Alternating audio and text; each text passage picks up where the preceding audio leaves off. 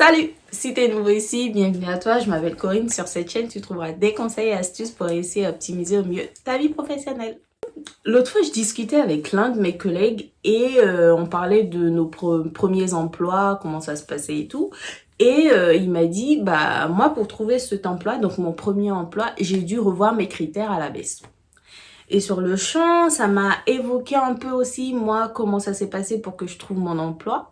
Et ça m'a donné une idée de vidéo que j'avais envie de partager avec vous. Je me suis demandé, est-ce qu'on est réellement obligé de revoir ces critères à la baisse, surtout maintenant en 2021, avec la crise du Covid, pour trouver son premier emploi. Du coup, dans cette vidéo, j'avais envie de discuter un petit peu avec toi, d'échanger avec toi mes ressentis concernant ce sujet de la recherche du premier emploi, comment moi je l'ai un petit peu vécu, ce que j'en pense. Souvent, quand on est en école ou à la fac, on a déjà une idée bien précise de ce qu'on a envie de faire après, ou on sait quand même à quoi, quelles sont les portes que vont nous ouvrir le diplôme qu'on est en train de préparer.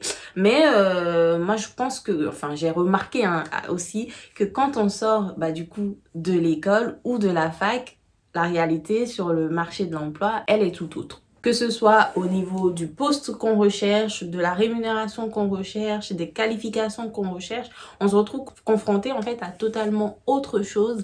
Et des fois, on passe du temps, on met énormément de temps, 6 mois, 1 an même, à chercher un premier boulot.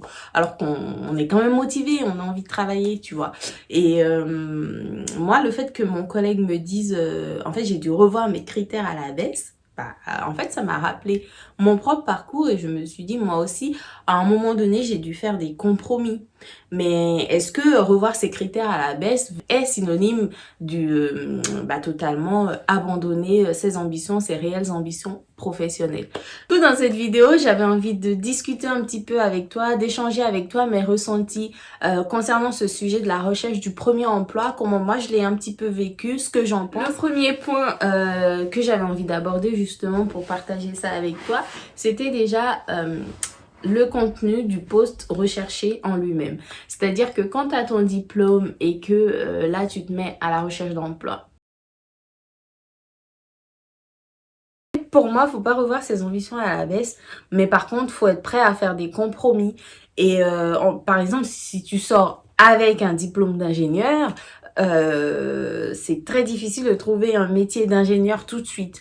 Même s'il y a des personnes qui ont eu à faire de l'alternance, des stages, tout ça, les recruteurs, malheureusement, ne considèrent pas ces expériences-là comme suffisantes pour donner un premier boulot. Il y en a qui le font, mais c'est assez rare. Donc, ce qu'on pourrait faire quand on a un diplôme d'ingénieur, par exemple, c'est de commencer par un poste de technicien. Mais ça ne doit pas nous empêcher d'avoir notre objectif en tête, notre objectif final, qui est de finir ingénieur.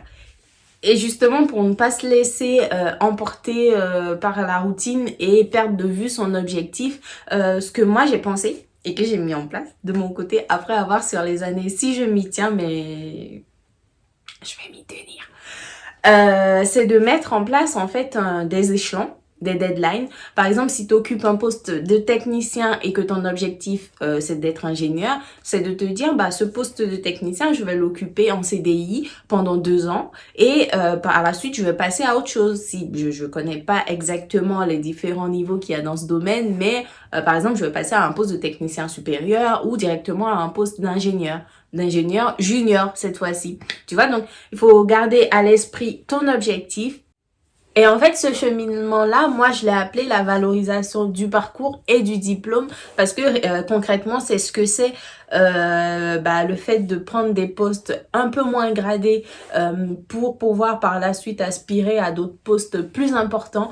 Pour moi, c'est que de la valorisation du diplôme. Tu n'as pas envie de passer d'une entreprise à l'autre, au mieux, il faut quand même choisir une entreprise qui t'offre des possibilités d'évolution, des perspectives d'évolution. Il y a aussi cette tendance comme quoi, quand tu sors de l'école, dès que tu as ta première proposition de CDI, faut l'accepter.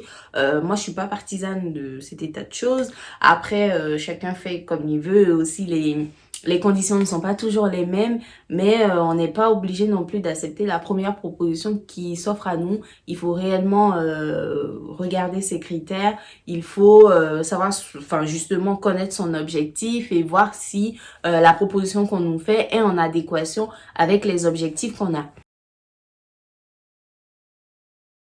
Il est aussi important de pouvoir croiser ses objectifs professionnels et ce qu'on est en mesure de faire, ce qu'on a la possibilité de faire dans sa vie privée, dans sa vie personnelle. Par exemple, si tu sais que tu habites une ville où le bassin d'emploi est très très réduit et du coup qu'il n'y a pas beaucoup d'opportunités, faut te demander, faut savoir, faut voir aussi tes conditions de vie, voir si tu es en mesure de bouger, d'aller dans d'autres villes, d'aller dans d'autres pays, pourquoi pas. Faut réellement croiser tous ces paramètres-là et une chose quand même, garder en tête son objectif. Aussi, ça peut être intéressant de commencer par des boulots qui ne matchent pas totalement avec ton diplôme parce que par la suite, tu peux tout simplement découvrir que c'est quelque chose qui te plaît finalement, que c'est un boulot qui t'intéresse. Donc voilà, parce que le diplôme, encore une fois, c'est de la théorie, ça ne te prépare pas, malgré les stages, malgré les alternances, à la réalité de nos métiers. Et puis, de toute façon, on n'a jamais fini d'apprendre, donc pour moi, c'est que du bénéf.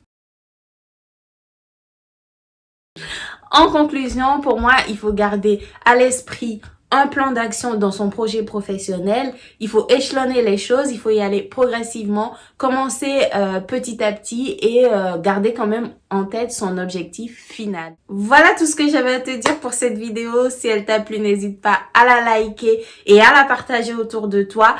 Dis-moi en commentaire toi aussi comment ça se passe pour toi, comment ça s'est passé pour la recherche de ton premier boulot ou comment ça se passe actuellement. Et je me ferai un plaisir de te répondre. À très bientôt. Bisous. À bientôt.